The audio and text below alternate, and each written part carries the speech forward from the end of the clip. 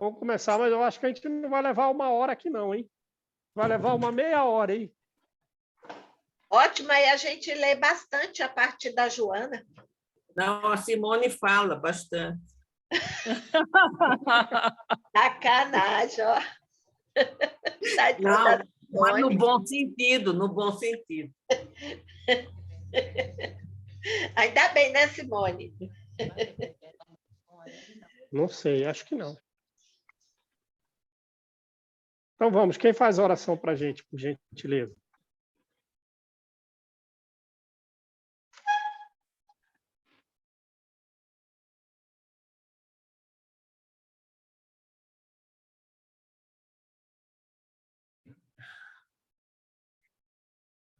Eu vou fazer. Tá bom, Vamos Maria. juntar os nossos pensamentos, vamos trazer até nós a figura de Jesus, esse nosso amigo incansável, que nos sustenta em cada momento da nossa vida, nos momentos tristes, nos momentos alegres, sempre aquele irmão carinhoso a nos envolver, a nos estimular para caminharmos sempre para frente.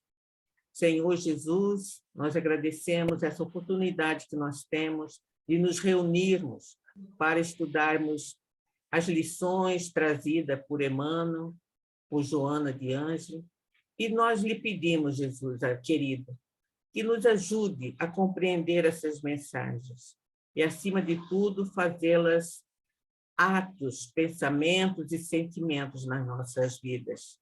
Que nós possamos entender, compreender e nos esforçarmos, mesmo às vezes errando ou equivocando, que nós possamos trazer esses ensinamentos presentes na nossa vida, nos momentos tão bons ou de dúvidas, de incerteza que muitas vezes vivemos. Mas, acima de tudo, que alimente em nossos corações a confiança e a esperança nos desígnios de Deus. Mais uma vez, Jesus, querido, nós agradecemos a sua oportunidade de estudo e nos envolva e nos proteja agora e sempre. Graças a Deus. Bom, vamos lá, né, gente? Tem mais gente entrando aí. Vamos esperar ver quem é que está entrando aí. A Marivone está aí. Oi, Marivone. Marivone já entrou. Oi, Marivone, Entrou. tudo bem? A Tânia. Acho que a Tânia está entrando também. Já, conectando.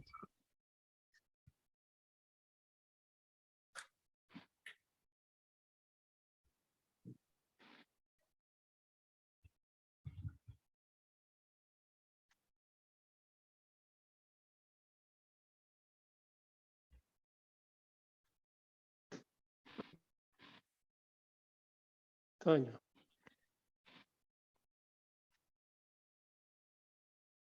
Vamos lá, então, gente.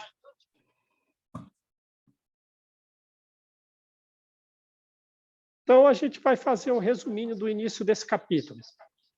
É o ano de 68, e o imperador Vespasiano solicita a Públio Lentulus que ele se dirija a Jerusalém, né, para auxiliar o cerco da cidade, que está sendo realizado pelo seu filho Tito desde 66. E ele, obedecendo às ordens do império, para lá se dirige, né? Segue recordando dos familiares, da esposa caluniada, do filho perdido. E, chegando lá, a iminência da vitória, no ano 70, dos romanos no cerco à cidade, se dá na festa dos pães ázimos, né? Então, o que acontece? São feitos 100.000 prisioneiros, dos quais 12.000 são massacrados, são mortos mais de 1 milhão de pessoas. E o senador... Ô, João, só um pouquinho. Ô, Marli, eu acho que teu microfone está aberto, eu estou ouvindo um eco aí da voz. Não sei se é isso, tá? Estava dando um eco aqui, eu não sei se era o da Marli que estava aberto. Aí, beleza. Alexandre e João, vocês estão no mesmo lugar? Então é eles, Simone, não é a Marli. É a Vale, então tu vai microfonia. ter que Tem tirar que tirar vai o ter que som de alguém.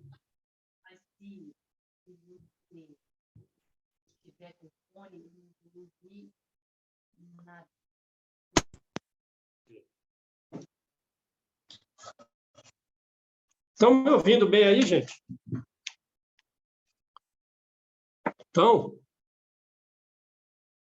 Então vamos lá.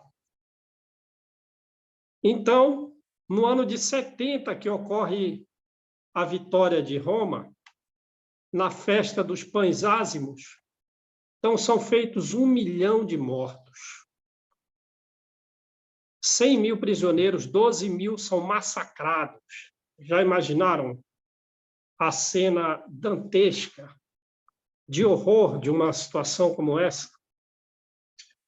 E o senador Públio Lentulus, sempre muito dedicado às suas tarefas imperiais, né? Às suas tarefas senatoriais, ele vai, junto com outro senador, Popílio Crasso, diariamente visitar os postos mais avançados da guerra. E assim, ele é feito prisioneiro. Ele é feito prisioneiro pelos judeus, que têm uma resistência que já está sendo bastante minada. E um desses chefes judeus é André de Gioras, o inimigo de Públio Lentulus, oculto, porém implacável com ele, né? Um inimigo muito implacável. Então, o que acontece? Ali, na iminência de serem vencidas as últimas resistências judaicas, eles são manietados, eles são presos, e o primeiro a sofrer um suplício terrível é o Popílio Crasso, porque ele tem o seu coração arrancado com uma espécie de espada, e o coração é dado ao outro senador, a Públio Lentulus. Já imaginaram que cena dantesca para você guardar na sua memória? Que coisa horrenda de ser vista. Mas a determinação de André de Gioras é que o senador Públio Lentulus permaneça vivo, porém cego. E ele chama um homem de traços romanos, que tem por volta de 40 anos de idade, chamado Ítalo, que, na verdade, como nós sabemos, é Marcos, o filho do senador, que venha com uma espada com a ponta incandescente para cegá-lo.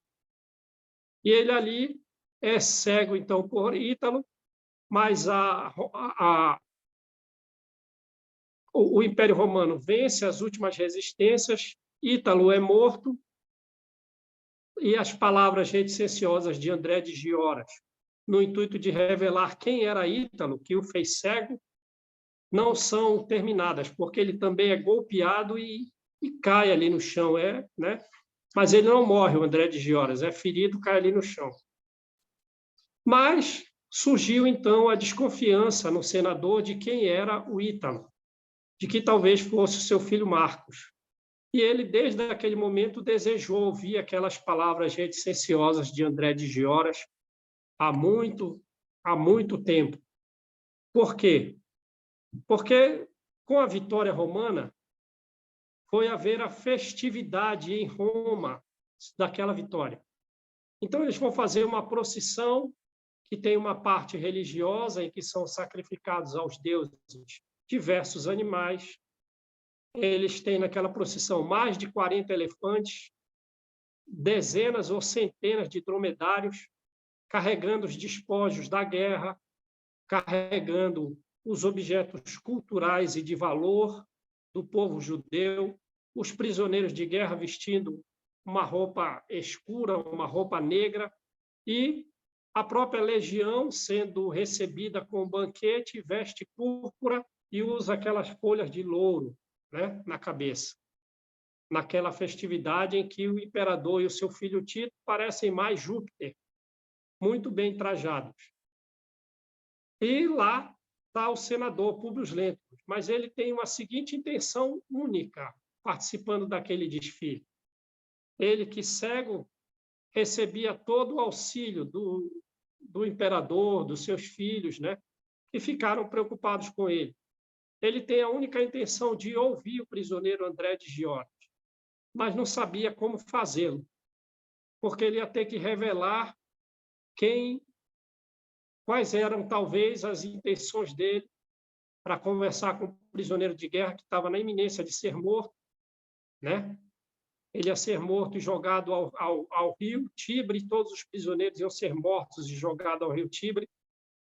Mas, como ele estava sendo muito cortejado pelo trabalho que ele desempenhou, ele acaba não revelando quais eram as intenções de conversar com o prisioneiro, e ele vai dialogar com o prisioneiro. Essa é a parte que nos cabe retratar.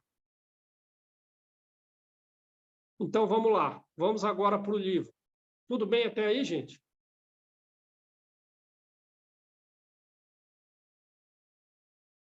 Todo mundo sabe onde está? Sim?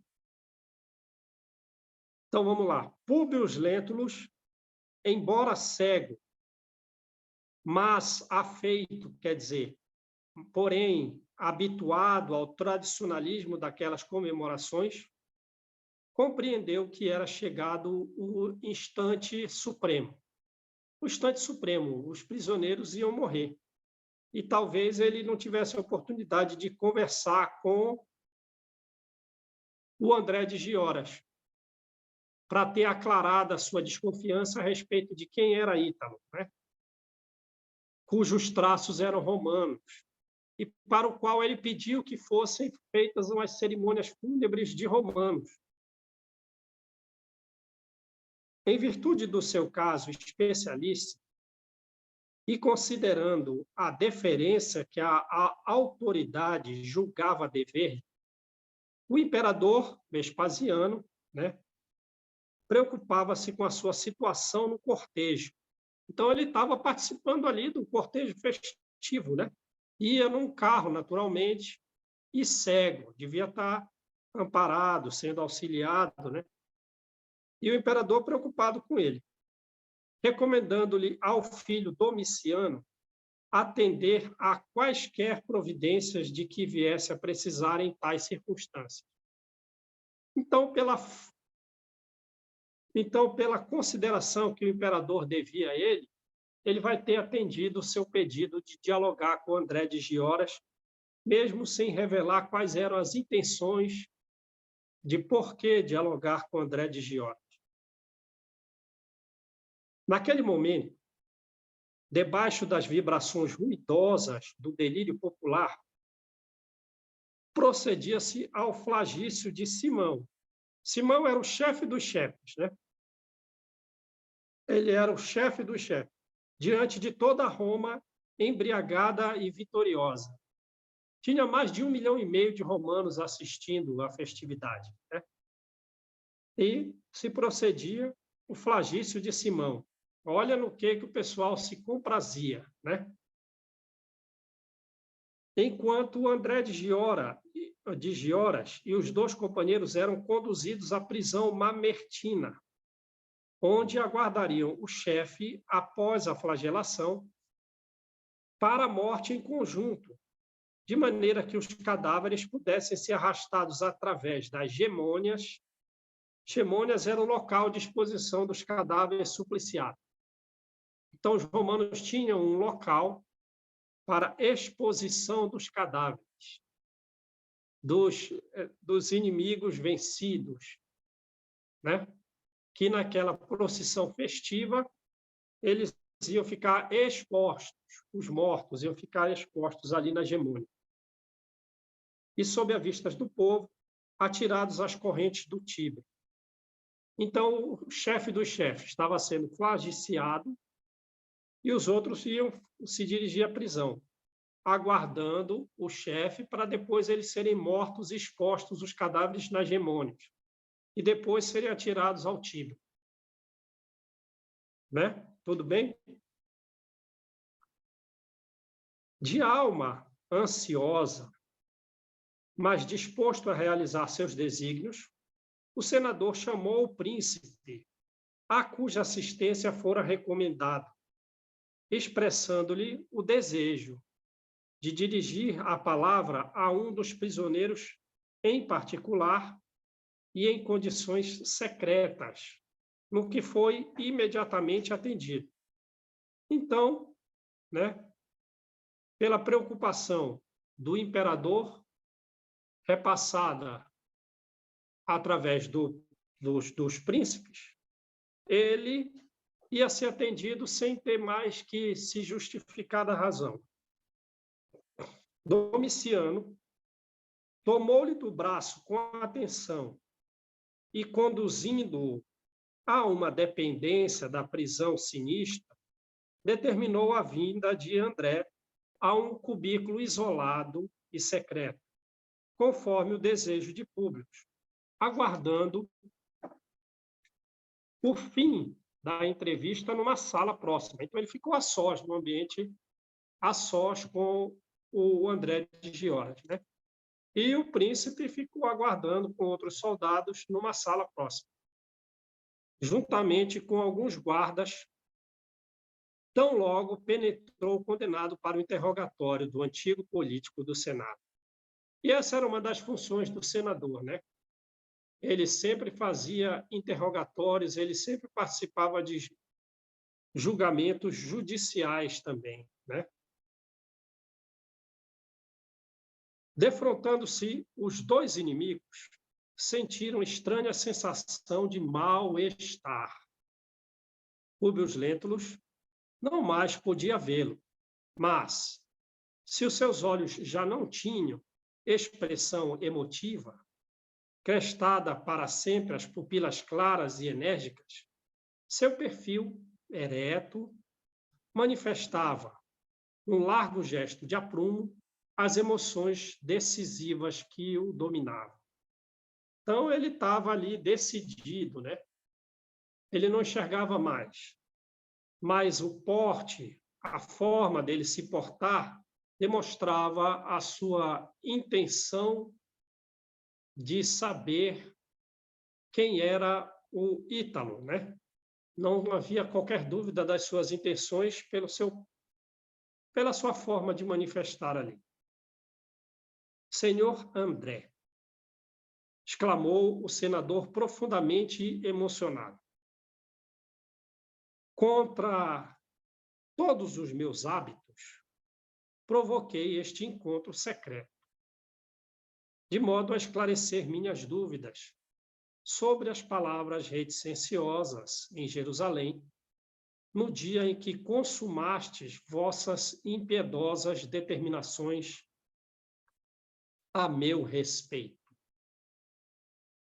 Não quero agora entrar em pormenores sobre a vossa atitude, mas tão somente informar-vos, neste momento em que a justiça do império vos toma à sua conta, que tudo fiz por devolver-vos o filho prisioneiro, cumprindo um dever de humanidade ao receber vossas súplicas. Tudo fiz para devolver o filho prisioneiro, cumprindo um dever de humanidade ao receber as súplicas. Lamento que as minhas providências tardias não alcançassem o efeito desejado, fermentando tão violenta odiosidade no vosso coração. Agora, porém, não mais ordeno. Um cego não pode determinar providências de qualquer natureza em face das penosas injunções da sua própria vida, mas solicito o vosso esclarecimento sobre a personalidade do escravo que me crestou a vista para sempre. E aí, o que estão achando, gente? Ô, João, eu achei interessante porque a postura dele, completamente diferente do início do livro, A postura de humildade, Ele admitindo, Bem mais humilde, Simone?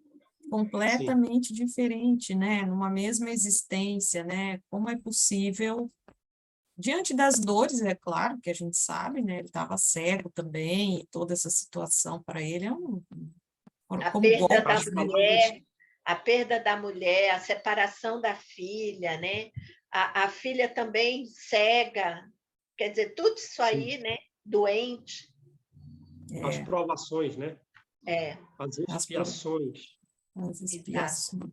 Ele As ficou bem palavras mais dele são humilde. outras, né? É. Se fosse no Nossa, começo do livro, seria lá com o chicote, né?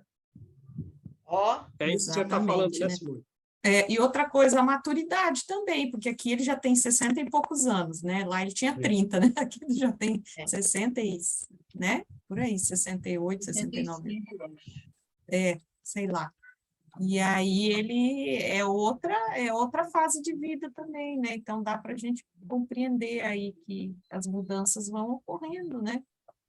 O Sim. intuito é esse mesmo, né? Que as mudanças vão ocorrendo, a gente vai sendo dilapidado, né? Com o É. tempo, com as situações, a gente vai sendo dilapidado, vai mostrando, trazendo para fora a nossa beleza, a nossa preciosidade, né? Só que para isso Verdade. tem que sofrer um tem que pouquinho aí, burilar. tem. Tem que burilar, isso aí. É só lembrar da gente com 20 anos, hein? Para ter uma ideia aqui da história. Ó, Então, João, não vamos lá. precisa nem a gente ir tão longe, não. Agora mesmo a gente volta e meia tem ainda um pouco de Públios Lentos no começo. É. André de Gioras estava igualmente abatidíssimo na sua decrepitude enfermiça. Comovido pela atitude daquele pai humilhado, aí, Simone, causou comoção, né? Aquela posição humilde do senador, apesar de decisivo para saber quem era o Ítalo, né? Comovido pela atitude daquele pai humilhado e infeliz, e fazendo o íntimo retrospecto dos seus atos criminosos, naquelas horas supremas de sua vida, respondeu extremamente compungido: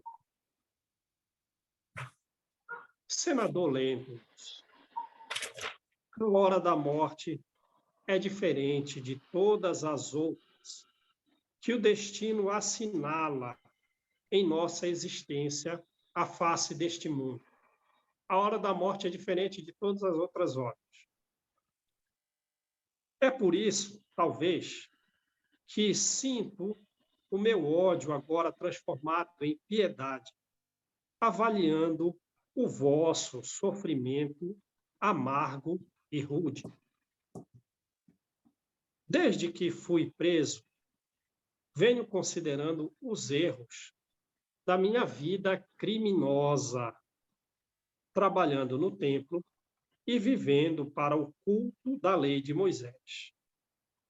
Só agora reconheço que Deus concede liberdade de ação a todos os seus filhos, mormente, principalmente aos seus sacerdotes, tocando-lhes, porém, a consciência no momento da morte, quando nada mais resta senão a apresentação da alma falida diante de um tribunal a que ninguém pode mentir ou subornar. Sei que é tarde para regredir no caminho percorrido, a fim de refazer os nossos atos. Mas um sentimento novo me faz falar-vos aqui com a sinceridade do coração, que, acicatado, incentivado, estimulado pelo julgamento divino, já não pode enganar a ninguém. Há quase 40 anos, também o outro está modificado, né? aquela odiosidade toda sumiu, E né? a gente vê que é mais recente, né? A mudança. É aquela coisa da hora da morte mesmo, né? Onde Sim. você passa um filme de tudo que você fez na sua vida, né? Na sua existência, de bom e de ruim. Sim. Antes daquele retrospecto, né? Já está fazendo um retrospecto aí. Então, é bem recente no caso do André de Gioras, É. né? E aí a gente pergunta. Vocês estão ouvindo, Alexandre? Vamos. É bem recente no caso de André de Gioras. Aí fica a pergunta, né? Se ele não tivesse sido preso e não soubesse desse destino aí de falecimento, de suplício, que está nas mãos dos inimigos, será que o coração teria mudado? É. A dor Não faz tem como mudar. a gente saber, né? Porque a dor nos muda, né? Não, né? A dor é que faz mudar, né? Então, por isso que eu fiz essa pergunta mesmo, entendeu? Para a gente ficar pensando, né? Se não tivesse sofrendo aí essa situação, ele estaria amigo? Não, talvez Estaria não. amigo de Porque a gente olha, a mudança do Publio Lentulus foi com a dor. Foi com a dor. Começou com a perda do filho, onde ele ainda jovem se inflamou. Posteriormente, quando ele retorna para Roma, que ele vê a situação da esposa, que a esposa não era o que ele pensava, que ele foi induzido, ele se deixou induzir, né? E aí ele vai se modificando. Ali começa, quer dizer, sempre foi por meio da dor. Eu acho que só a dor nos transforma. Não tem outro jeito. Da gente cair em si, da gente ter só com a dor. Por isso, né, Malu, que estamos aqui, agora, neste planeta de provas e expiações. Porque a gente não tinha condições, como personalidades que somos recalcitrantes, de irmos para lugares mais amenos. Porque nós, por exemplo, um coração que está recalcitrante, que é rebelde, provoca perturbação de 10, de 100, de 1 milhão de pessoas, dependendo do posto que se ocupa. Sim. Eu ouvi, Ali, de um negócio de um capelino que tem naquele livro que eu falei para você, João, que ele diz que a dor é o medicamento que resulta das ações desequilibradas. Sim. E ele fala que o medicamento amargo, tá, é o que cura. Sim. Então, a dor é o que nos cura, é o que nos faz melhores. E a gente provocou. Exatamente. São nossas ações desequilibradas. É nós que provocamos, né? Sim. O livro da Joana vai falar disso também. Na aula passada, né, a Joana falou, olha, agora vocês, como a Malu diz, a gente está tomando remédio e a Joana, na aula passada, ela disse, né, exercícios, que a gente chama de, né, dificuldade, problema, não sei o quê, ela chama de exercícios reabilitadores. Complicado. Estamos nós aqui na Terra. Então, vamos lá. Há quase 40 anos, então ainda é o André de Gioras falando, né? Fazendo a sua confissão. Primeiro, falou que não podia mais enganar a ninguém, né? Ele está preocupado com o julgamento divino. Então, ele continua falando, há quase 40 anos, vossa austeridade orgulhosa, a de Públio, determinou a prisão do meu único filho, remetendo-o impiedosamente para as galeras. E debalde, à toa, né? improdutivamente, implorei a vossa clemência de homem público para o meu espírito desamparado. Das galeras, contudo, meu pobre Saul foi remetido para Roma, onde foi vendido miseravelmente no mercado de escravos ao senador Flamínio Severus. Nesse instante, o cego, que escutava atenta e eminentemente emocionado, ao identificar naquela narrativa o algoz da filha, o Saul, né?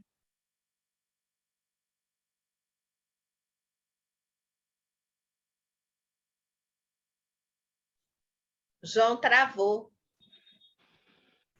Acho que travou a internet lá, deve ter dado uma parada, né? É. Deixa eu mandar Possível. mensagem para ele. Às vezes eles não percebem, né, que travou e acha que tá normal, né? Diz que tinha uma chuva para ter hoje, né? Não sei, ia chover. Eu, quando saí mais cedo, estava chovendo. Eu saí por volta do mais Sério? 10 Eu não horas. vi essa chuva, não. Aqui na Arthur Jorge. Talvez Tava mais no centro, né? aqui na Arthur Jorge, aqui com a Rua das Centro mesmo. ali, Aham. ali estava. Eu acho que ele saiu, ó. Vamos esperar ele voltar. Vocês viram que falar que vai fazer frio semana que vem? Vi. Eu vi que uma frente fria chegar a Vou 10 falar graus. disso. Que doideira, né? O clima está muito estranho, né? E aí? Bastante. Muito Oi, estranho. João. Gente, Hã? até onde vocês ouviram? Até Eu acho que era nesse instante o cego que escutava Flamínio atentamente. Severus, quando ele falou ali, Flamínio Severus, Isso. Ah, o Públio. entendi. Até aí vocês ouviram, né? Sim. Tá. Então, vamos continuar. Sim, respondeu Dred de Horas, né? Sim, era também, como vós, um senador do Império. Profundamente emocionado, ao ligar os fatos dolorosos de sua família à personalidade do antigo liberto, recordou todas as peripécias do Saul, né? Prejudicando os filhos de Flamínio Severo, prejudicando a sua filha, né? Então, ele ficou muito emocionado ao ligar os fatos dolorosos de sua família à pessoa do antigo liberto. Mas, necessitando de todas as energias morais para dominar-se, o senador recalcava no íntimo a sua amargura. De novo. Travou de novo, João. Acho que é a internet. Será que não era interessante sair e entrar de novo? Às vezes pode ser que dá. Fala isso para ele, Malu. Ele saiu ainda agora. Ah, é? Ele saiu e entrou, né? Entendi. Está oscilando mesmo. Eu estava aqui pensando, enquanto ele volta, né?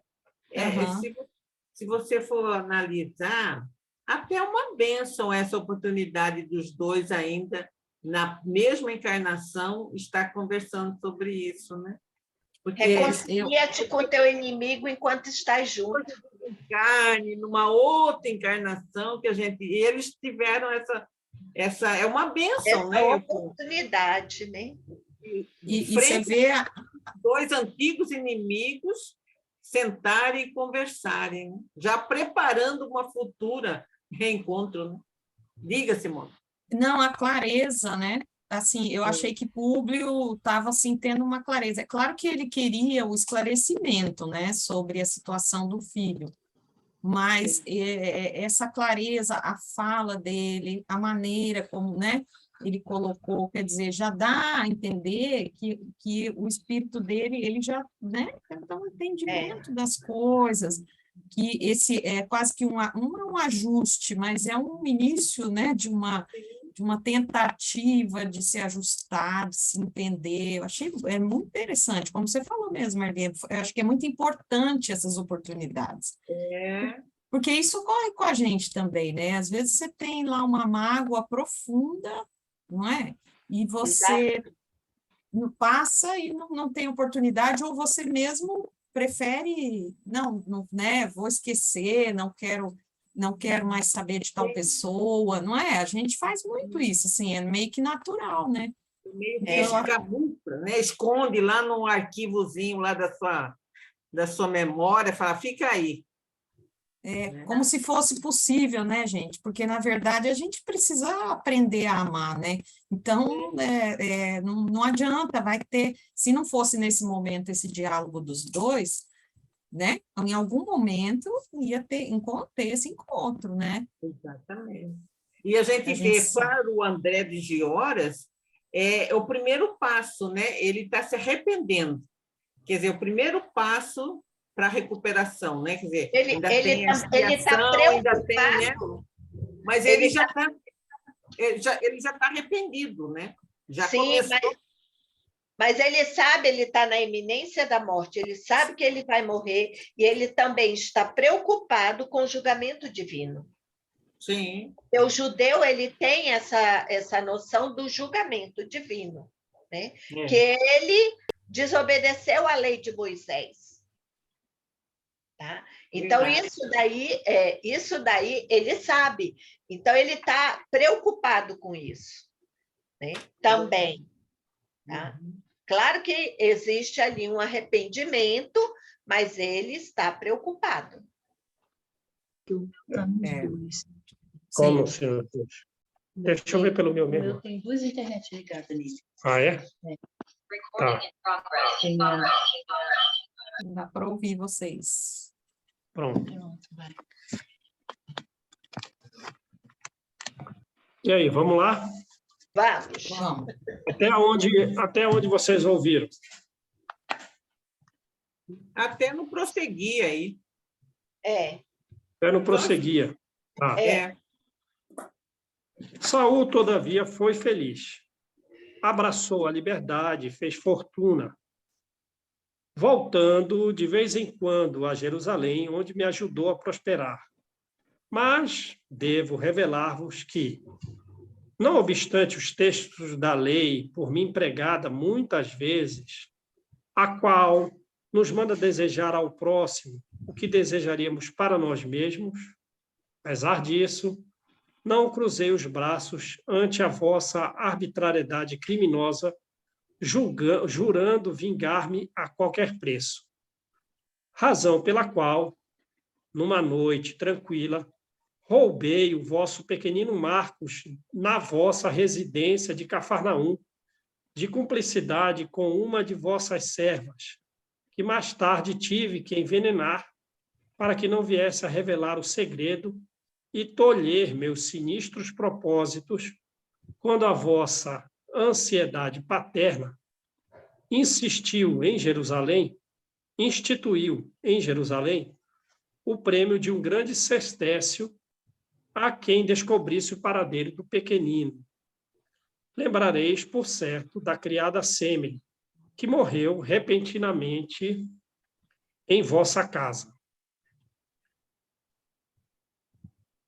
Enquanto André de Gioras se detinha na triste confissão que lhe tocava as fibras mais íntimas da alma, representando cada palavra um estilete de amargura a lhe retalhar o coração, Públio Lentulus chegava tardiamente ao conhecimento de todos os fatos, recordando os angustiosos martírios da companheira como esposa caluniada e mãe carinhosa.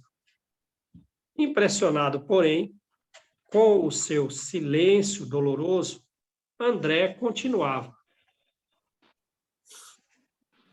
Pois bem, senador, obedecendo aos meus sentimentos condenáveis, raptei vosso filhinho, que cresceu humilhado nos mais rudes trabalhos da lavoura. Aniquilei-lhe a inteligência. Favoreci-lhe o ingresso nos vícios mais desprezíveis, pelo prazer diabólico de humilhar um romano inimigo, até que culminei na minha vindita em nosso encontro inesperado. Mas, agora, estou diante da morte, e não sei enxergar mais a nossa situação, senão como pais desventurados. Sei que vou comparecer breve no tribunal mais íntegro dos juízes, e se me fosse possível, eu desejava que me desseis um pouco de paz com o vosso perdão. O velho senador do império não sabia explicar as suas profundas dores, ouvindo aquelas revelações angustiosas e amargas. Ouvindo André, sentia ímpetos de perguntar pelo filhinho em criança, por suas tendências, pelas suas aspirações da mocidade. Desejava inteirar-se dos seus trabalhos, das suas predileções, das suas preferências, mas cada palavra daquela confissão amargurosa era uma punhalada nos seus sentimentos mais sagrados. Qual estátua muda do infortúnio, ainda ouviu o prisioneiro repetir, quase em lágrimas, arrancando das suas divagações sombrias e tormentosas. Querem comentar alguma coisa, gente? Eu quero. Então vai. Olha só que interessante, né? Ele falando aqui que ele sabe que ele vai passar no tribunal dos juízes íntegros. Sim. Então, olha que coisa interessante. Tanto para o romano quanto para o judeu. Porque a gente, entrando no primeiro capítulo, a gente lembra do sonho de Públio Lentulus, que ele estava sonhando com os juízes no tribunal e que ele sabia que era ele que estava sendo ali julgado, vamos dizer, pelas suas ações. Sim. E a gente termina o livro falando do tribunal. É interessante que um está em Roma, o outro está na Palestina. Um é gentil e o outro... Um é gentil, o outro é judeu. Então, assim, que coisa interessante, né? Porque espiritualmente nós estamos ligados e passamos pelos mesmos processos. E eles, né? Apesar do romano ter aquela coisa mais para os deuses romanos e Júpiter e isso e aquilo, Públio Lentulus passou pelo sonho repetidas vezes e trouxe para a vida de encarnado toda essa ideia que o André de Giora sabe que vai passar. Olha que interessante isso, né? Sim, verdade. Vamos lá, então. Senador insistia... João, eu queria comentar uma coisa aqui. Como disse a Marli, pode. Dá tempo de eu falar, né, Marli? Isso, pegando esse gancho no que a Alexandra falou, é interessante que, assim, essa ideia do tribunal, dos juízes também, né, gente, é a ideia da justiça divina, quer dizer, então, é um momento aqui que o indivíduo, o espírito, a pessoa encarnada, mas o espírito, ele se posiciona, ele percebe que ele tem que se posicionar numa posição humilde, porque faz um reconhecimento dessa justiça divina, né? Na imagem, na visão, na interpretação desse tribunal aqui dos juízes. E que isso é bom, né? Isso é bom, o conhecimento da justiça divina, porque se você ficar sem achar que você não vai prestar conta de nada, como é que fica, né? Você fica sem freio, né, Simone? Porque é o que acontece na justiça dos homens aqui, né? Que a gente está vendo o livro e vê até hoje, enfim, né? Em muitas situações. Então, a justiça divina, na verdade, é o que mexe aqui, né? Ao ponto dele pedir perdão.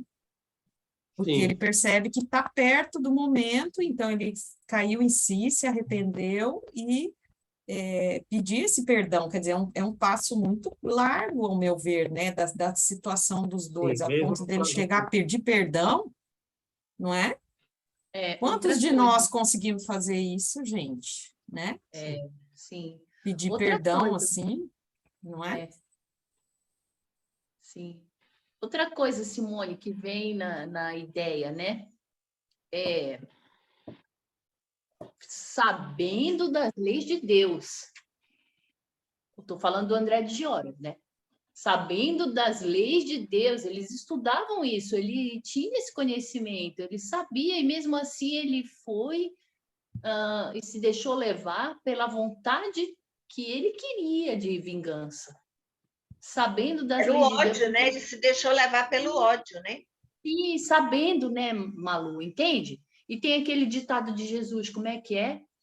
Vós que são ignorantes, os pecados são perdoados, mas para vós que, como é que é, Júnior? Conhecer as leis, né? Conheceis, os vossos pecados não são perdoados, porque Sim. vocês pecaram contra o Espírito Santo.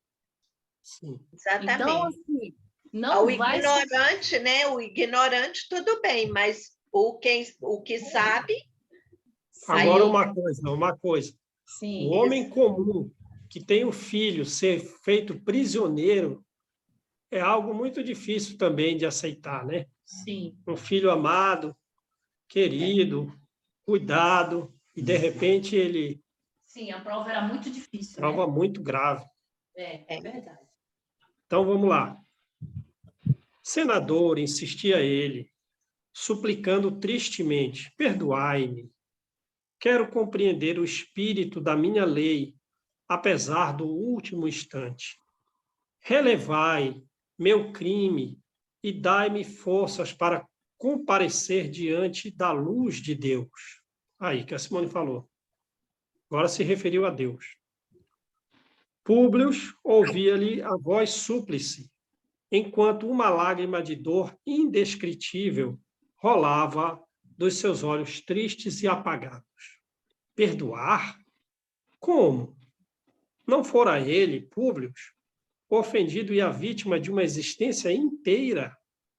Singulares emoções abalavam-lhe o íntimo, enquanto numerosos soluços lhe morriam na garganta opressa.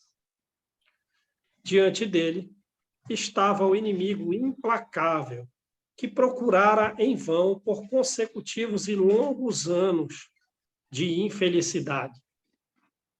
Mas, na sua introspecção, sabia entender igualmente as próprias culpas.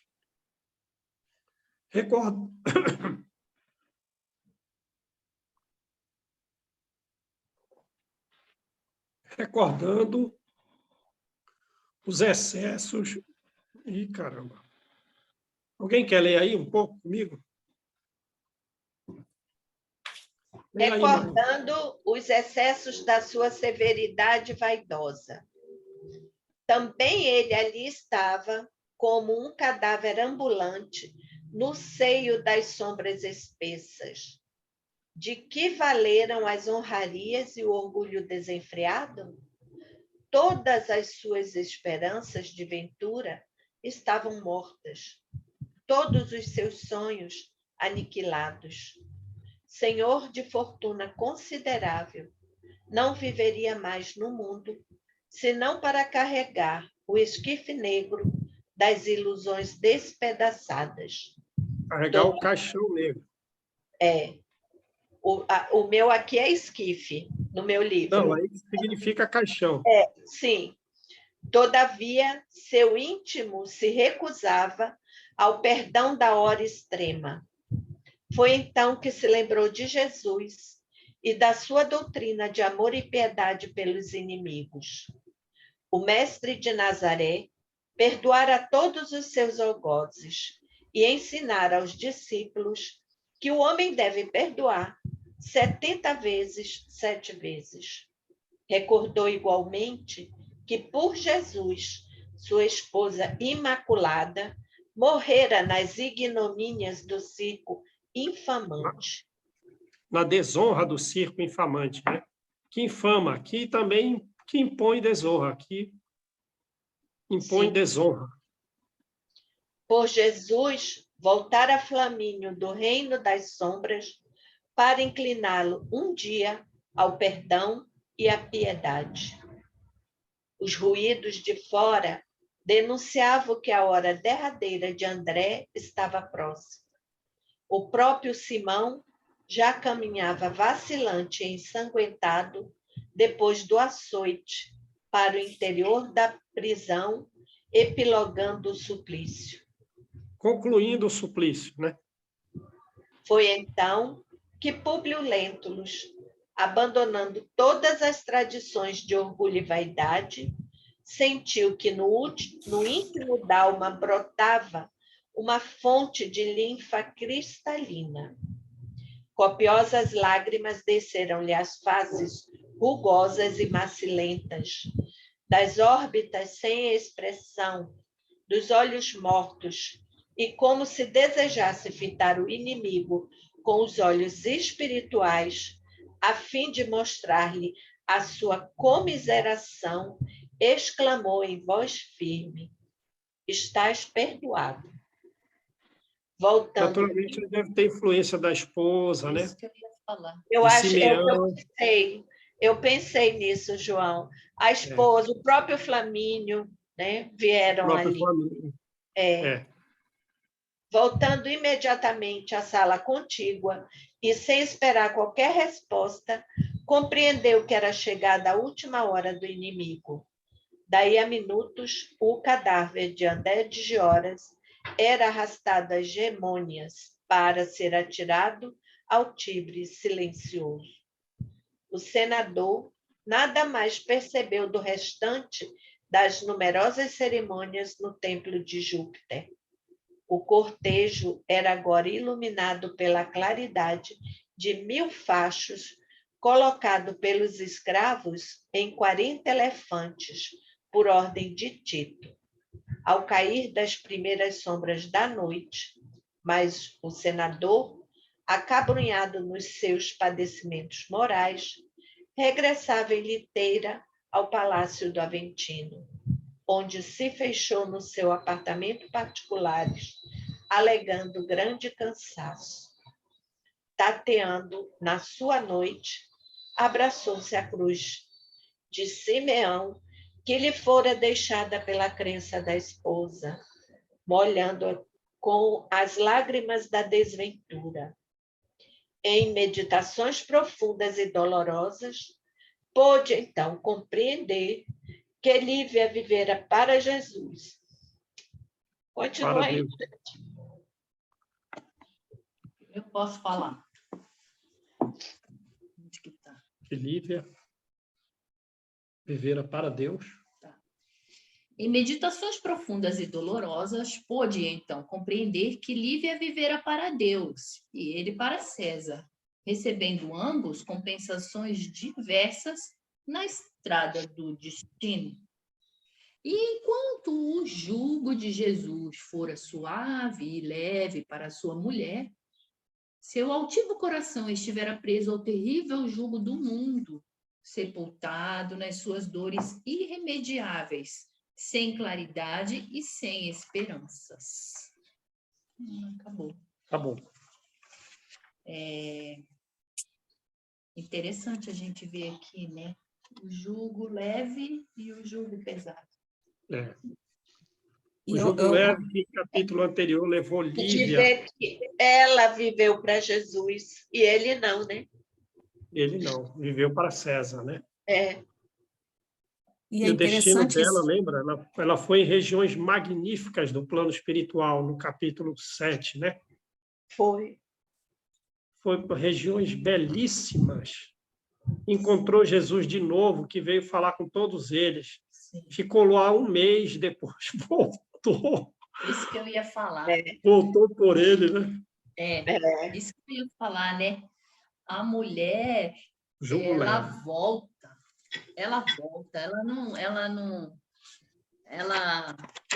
olha, você daqui para frente não precisa mais encarnar na Terra. Não, mas eu quero, eu vou. Eu tenho fulano que eu preciso ajudar. Mas, como é o nome dela? Quem? A Lívia? A Lívia está voltando em espírito, mas a outra pediu Alcione, não é? Alcione. Não Voltou foi Alcione? encarnada. Exatamente, Malu. Não, mas eu quero, não, mas não precisa. Olha, o orientador dizendo para ela, não precisa, você pode cair de novo. Não, eu vou. Voltou para encarnar. E ela vem de Sírios, né? E ela vem de Sírios. Então, assim... Pois é. Você deixar Sírios para vir para cá, olha, Vai ver, Malu. tem que ser um espírito muito evoluído. Muito Tem que ser mesmo. muita renúncia, né? Bastante, viu? Não é fácil, não. Engraçado que o desfecho desse capítulo, né, ele traz assim um conteúdo assim de até certa tristeza, ver né, como foi a vida dele e tudo. Mas, gente, isso aqui é consolador demais. Ver a mudança que é possível. Que o espírito dele aqui, né, ele precisava passar por essa mudança, chegar nesse ponto que ele chegou. Então, por mais que né, tenha um aspecto, um lado assim né, muito desalento, muita coisa, muita dor, mas eu acho que isso aqui a gente tem que ter uns olhos assim muito positivos para ver, sabe? Para ver esse desfecho aqui, para ver como ele ficou, como o estado dele, Exatamente. o que ele conseguiu alcançar de compreensão, né? Porque é surpreendente ele perdoar. Né? Ele perdoou. Isso daí, nossa, foi muito, muito forte. Tanto o outro pedir perdão, como ele, né? E ele ambos, né, se conseguir reconciliaram, né? Trazer a doutrina do Cristo, trazer tudo aquilo, impregnou nele. Olha o tamanho da importância disso, né, gente? Acho que se todos nós passássemos por isso aqui, é o caminho. Eu acho que a gente precisa até, né, de certa forma, é o caminho nosso aqui alcançar né, esse nível aqui. Então, para mim é um consolo ver Públio nessa situação, entendeu? Para mim é um consolo, porque eu acho que é o caminho mesmo, né? Não tinha do jeito de... Se ele fez isso, que era muito mais endurecido, nós também podemos fazer. É um exemplo. Gente. Eu acho que assim, os exemplos são trazidos pela doutrina espírita para nos dar um alerta. Ó, gente, ele era assim, ficou isso, passou por aquilo, tá? Então, tomem cuidado. Eu acho que Jesus é muito bom, Deus é maravilhoso demais, porque ele nos dá os exemplos, ele mostra para a gente. Ó, gente, o caminho é esse aqui. Se você for por aqui, você vai cair, você vai se machucar, você vai passar por dores, tá? Esse outro aqui, não, ele é florido, tá? É difícil ele? É mais difícil? Mas é mais difícil por quê? Porque todos nós, tá, ainda temos muito do primitivismo, aquele ranço de achar que a gente é melhor que o outro, achar que a gente pode mais que o outro. Tá? A gente não tem humildade, a gente tem orgulho, vaidade e não tem humildade. Né? E eu acho que a doutrina espírita, de um modo geral, nos mostra exatamente isso. Traz os exemplos toda hora. O que a gente vê no céu e inferno, aquele monte de espírito contando o que eles passaram, o que eles fizeram, o que eles passaram, como eles chegaram lá do outro lado. Isso é muito gratificante. Tá? Esses exemplos são muito gratificantes para a gente, que a gente pode melhorar, a gente tem como melhorar, tá? Que eles estão mostrando. Não façam, porque se vocês fizerem, vocês vão passar por o que eu estou passando. Então, eu acho isso muito bacana. Verdade. É isso mesmo, Maria Ivone. São testemunhos verdadeiros. Então, olha só, é interessante a gente ver aí que, por exemplo, ele tomou um posicionamento, ele tinha quantos anos? Quando? Quando ele encontrou com Jesus? 30 e poucos, né? É. Aí ele tomou um posicionamento X, beleza? Como ele iria saber a diferença entre o branco e o preto se esse posicionamento X não tivesse tomado, entende? Então, assim, a gente vai aprendendo na tentativa e erro. Então, esse erro, a gente pensa o seguinte, beleza, é um erro que serve para o acerto. Não sei se eu estou conseguindo me fazer entender. Leva para o caminho correto. Que né? leva para o caminho correto, porque você vai falar o seguinte, eu não vou mais seguir esse caminho porque eu já dei com o vulgo popular, com os burros na água. E aí Como se você não fosse assim errado, né? Não é como se fosse errado. Foi uma escolha e aí não Exato. funcionou, aí você vai por outra escolha. Equivocada, né? Tem É que uma tirar um escolha pouco, equivocada. tirar um Exato. pouco Então, o olha só peso, que né, Ari? bacana, Tem que tirar uma um pouco escolha o peso equivocada. das coisas, né? Esse peso, É. muitas vezes, é prejudicial, não adianta. Então, tem que tirar o peso, é o caminho. Você faz aquela escolha, peraí, mas não funcionou, vamos mudar, vamos para outro. E pronto, é assim, E pronto, né? exatamente. E olha só que bacana. O que ele tinha para fazer lá, que ele não conseguiu, ele fez depois de 2000 anos. Porque agora ele sabe o caminho a ser seguido. E todos esses livros que ele deixa para nós são orientações para a nossa caminhada. Então, o que ele não tinha feito lá, ele está fazendo depois. E ele continua fazendo, ele continua sendo, vamos dizer assim, né? Vou falar, o missionário, ou o escudeiro, ou qualquer palavra que vocês quiserem, né? De Jesus para aquela tarefa que foi feita há 2000 anos atrás. E hoje em dia, o que nós temos desse espírito? Olha as maravilhas que ele nos traz. Então, assim, é a tentativa, né? A tentativa e depois o caminhar correto. Olha que bom.